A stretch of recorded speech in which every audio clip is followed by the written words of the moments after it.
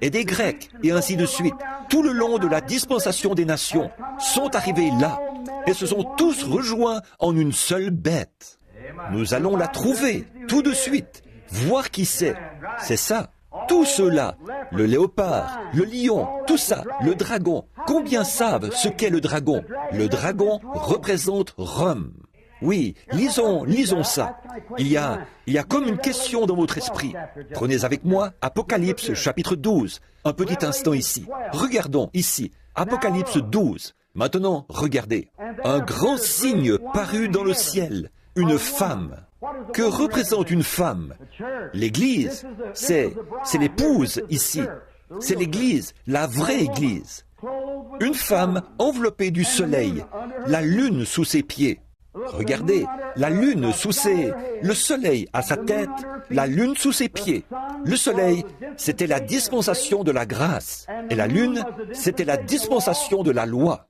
La femme, c'était l'Église orthodoxe. Et elle se tenait au-dessus de la loi.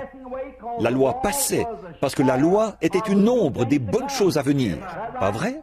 La lune n'est qu'une ombre du soleil, alors qu'il se reflète sur la lune. Pas vrai? C'est ce qui donne la lune.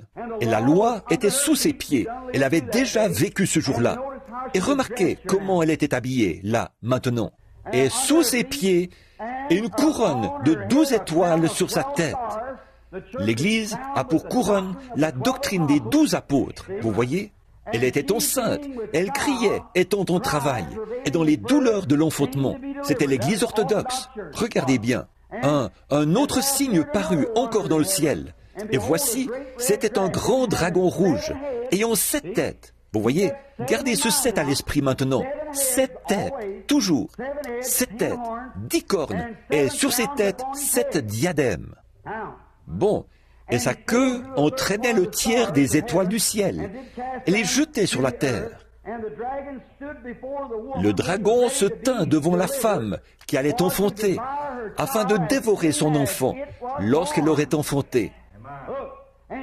Regardez, elle enfanta un fils qui doit paître toutes les nations avec une verge de fer.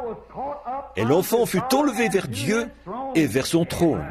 L'Église orthodoxe qui se tenait là, le soleil qui resplendissait, la doctrine des 12 apôtres. Bien, avec la lune sous ses pieds, la loi, l'ombre des choses à venir, la lumière de l'Évangile resplendit maintenant. La loi disparut quand le soleil apparut. Elle était dans les douleurs de l'enfantement, et elle enfanta un fils, qui était Jésus-Christ, et il fut enlevé vers Dieu.